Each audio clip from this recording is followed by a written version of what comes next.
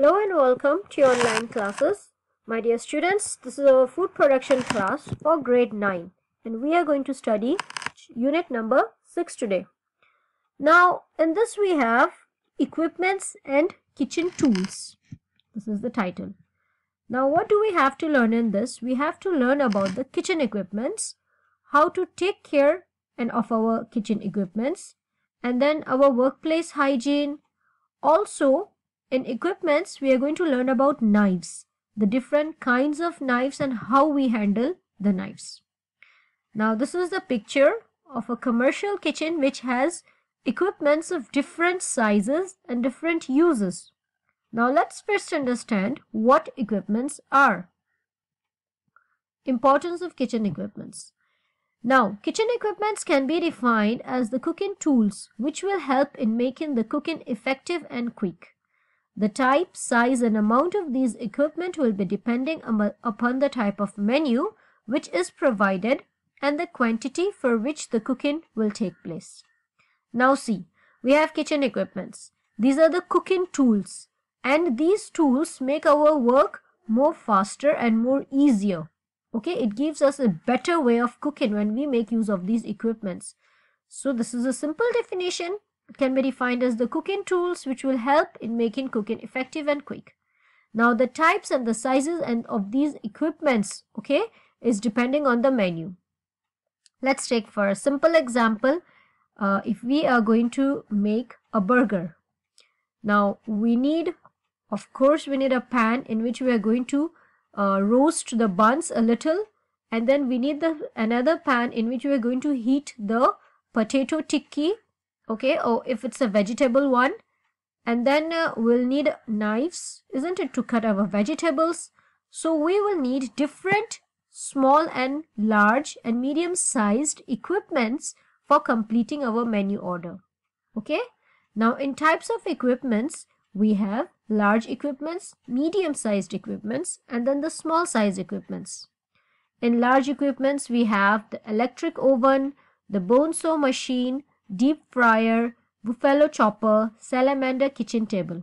Okay, everything that is large in size. Now look at this. A walk-in refrigerator, a deep freezer, okay, the cupboards, an electric oven.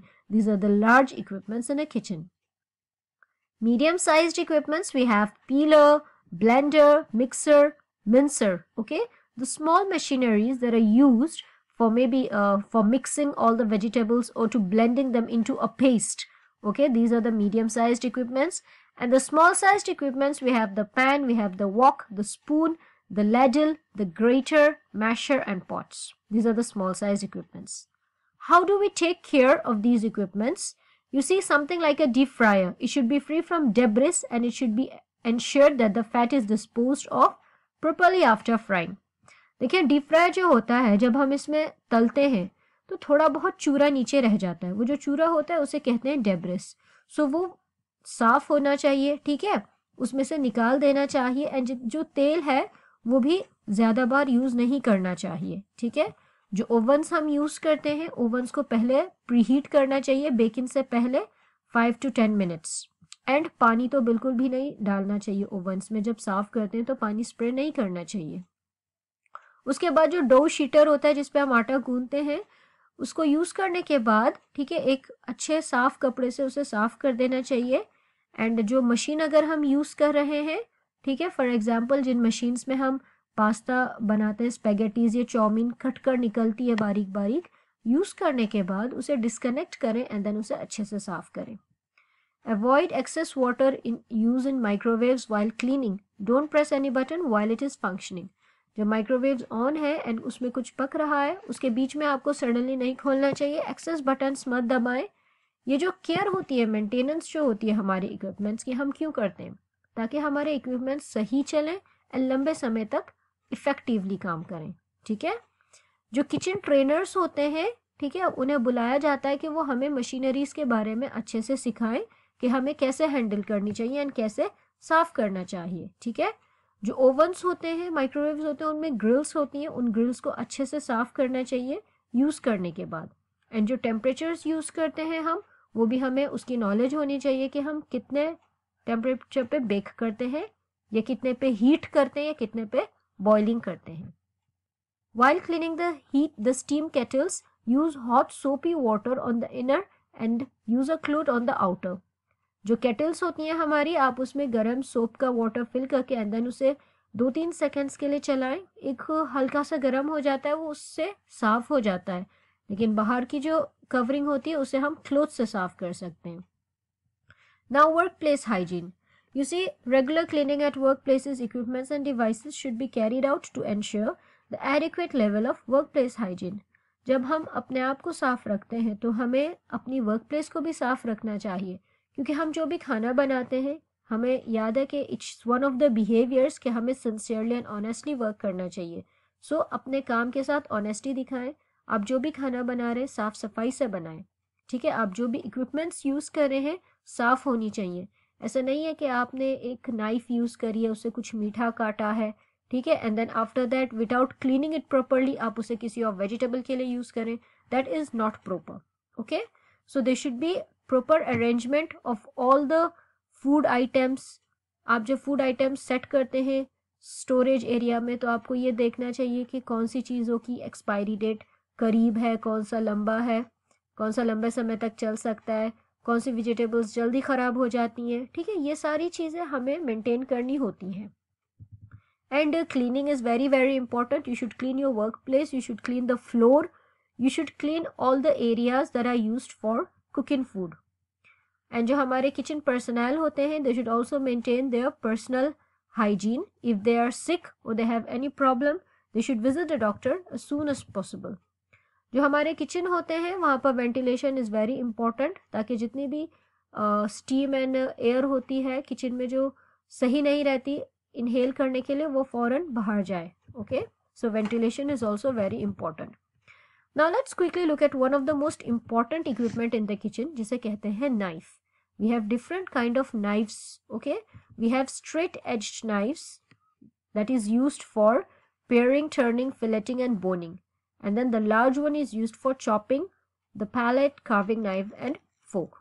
अब देखें जो छुरी होती है आगे से जो उसकी धार होती है, कुछ होती है जो बहुत बारीक होती है, उनसे हम बारीक पीसेस बना सकते हैं, बारीक स्लाइसेस काट सकते हैं। एंड जो बड़ी होती है, ठीक है, जो लार्ज होती है आगे से उनका जो ब्लेड बड़ा होता है उनसे हम चॉपिंग करते हैं, मतलब कि चौकोर पीसेस काटते हैं या चूरा बनाते हैं। फिर हमारे पास सेरेगेटेड एज नाइव्स एंड सॉज होती हैं। ये वो वाले होते हैं, देखें for example look at this bread cutter. आगे से जो इसकी धार है बिल्कुल प्लेन नहीं है, ओके, इट इज एज्ड, मतलब इसमें एजेस निकली हुई है, कर्व हुई हुई है ये। Let's also look at the name of each of these knives. We have the paring knife, the utility knife, the steak knife, the santoku, the chef knife, the bread knife. This is the boning knife. जब हम non veg में bone पर से सारा meet उतारते हैं we can make use of this. इसकी blade की जो शेप है वो इसी काम के लिए यूज होता है। Fillet knife is often used for fishes. Then we have carving knife, we have the slicing knife, we have a cleaver, okay, and then we have the honing steel. The honing steel is used to sharpen knives. Now you see each of this knife has a different use. A bread knife is used for cutting bread. Why? Because look at the edges here. This is the difference between a bread knife and a chef knife. A chef knife has a sharp blade, such as these ones also. All these have sharp blades. हमारी जो धार होती है ना उससे हमें depend करता है कि वो नाइफ कहाँ के लिए यूज होती है। एंड जो शेप होता है ब्लेड का बारीक होती है, थोड़ा चौड़ा होता है, ठीक है। लुक एट दिस वन, यहाँ से कैसी ये बारीक हुई हुई है, पतली एंड बारीक। एंड ये जो शेफ नाइफ होती है ये इस तरह से चौड़ी होती है यहाँ से, ठीक है। So this are the different types of knives. अब हमें जो शीथ होती है that is the cover of a knife, हमें कैसे छुरी रखनी है निकालनी चाहिए।